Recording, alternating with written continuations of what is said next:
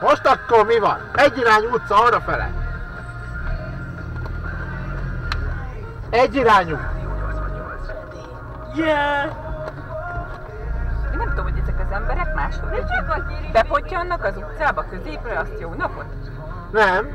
Bejött az utcába, leparkolt, és utána amikor elindul, akkor arrafele indul el, mert elfelejtő, hogy merrefele van. Elfelejti.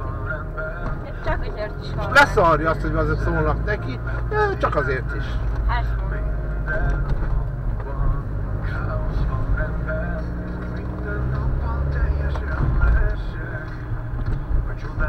de így mondtad neki, hogy egy irány. De itt a kamera felvétel. Majd föl is viszed. Fölvisszük. Feltöltjük a netre.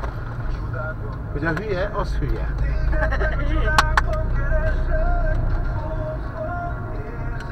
Anya, de így ki tudom csatolni magam, hogy alattam van. Majd én segítek, jó?